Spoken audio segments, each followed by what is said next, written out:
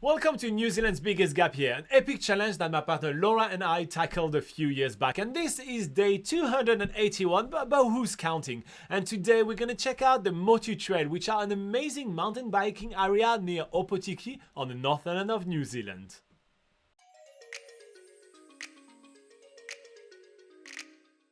This morning we're meeting Headley at the Motu Trail base, which is going to be setting us up with some awesome mountain bikes and it's going to take us in a shuttle to the beginning of the trail. It's one of the best trails to do around the Opotiki area and we can't wait.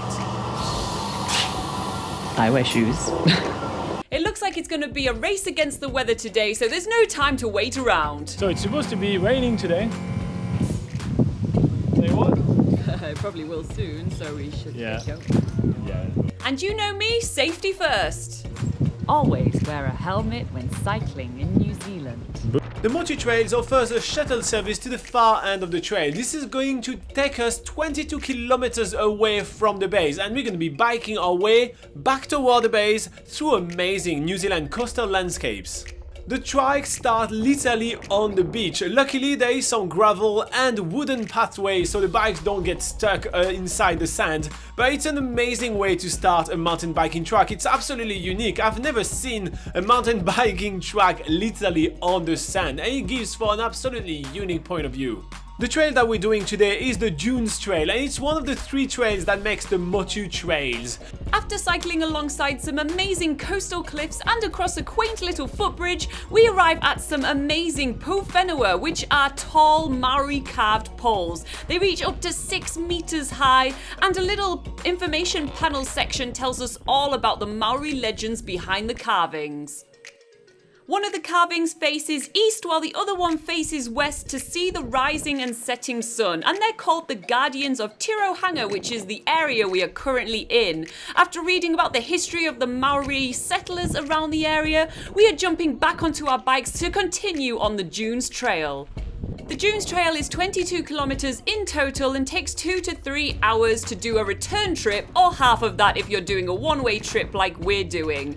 It's a grade 2 trail, meaning it is pretty easy going. It's got just easy uphill, downhill gradients, not too strenuous, and one of the easiest tracks to do out of the Motu Trails.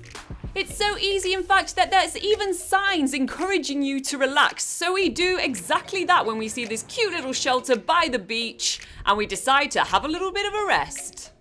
Our relaxing spot is right above Hikurai Beach, which is absolutely amazing. It's a long, stretching, stunning beachfront. And on a clear day, you can see Whale and White Island. And even if it's very, very clear, you can see the steam coming out of the only marine volcano in New Zealand, which is White Island.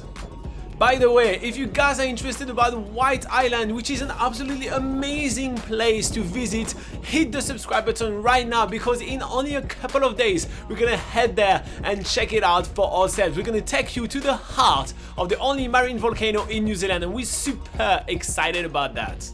But we are heading back on the road because we are trying to beat the rain. We can definitely see the rain coming right before our eyes, so we need to rush. You can see the rain on the back over there coming toward us and it's super dark cloud.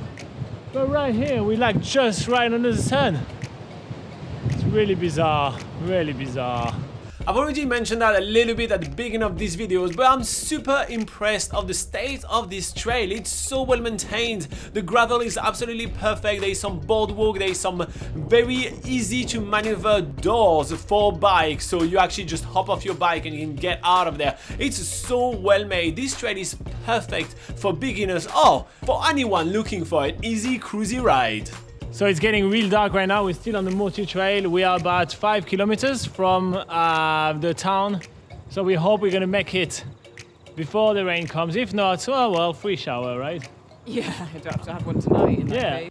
This means we really need to pick up the pace to beat the rain, but luckily we are only doing one of the 3 Motu Trails. There are 2 others that we haven't mentioned so far, and that's the Motu Road Trail. That takes about 6 hours to complete. It's 67 kilometers long and grade 3, meaning it's a more intermediate ride. There's also the Wilderness Pakihi Trail, which is 2 to 4 hours long, and that is a grade 4 gradient, meaning it's a little bit more for the adventurous. And you can actually combine all 3 Motu Trails to make one large 91 kilometer loop.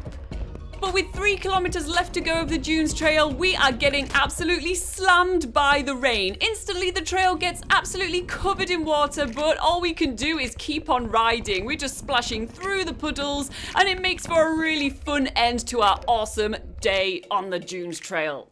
We're quickly taking the time to dry ourselves and our clothes, or actually just changing them, because there is no way we're going to be drying under this kind of awful weather. But it's New Zealand, so you know that after about 30 minutes the weather turns to perfection. Look at this amazing sunny weather that we have when we arrive at the Ho'ope Holiday Park.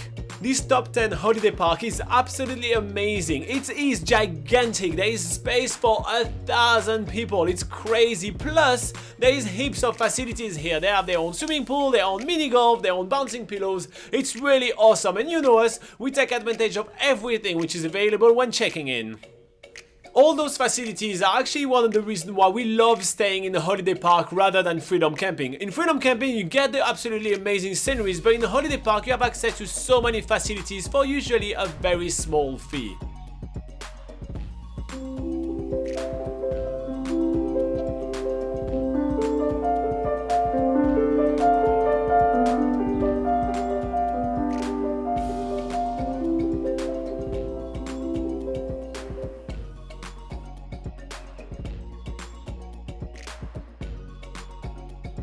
Alright everybody, so I hope that you enjoyed this video and my silliness with that mirror in the background. Sometimes I just can't help myself but being a silly goose. And Ruth says she laughed at Robin at the mirror at the end.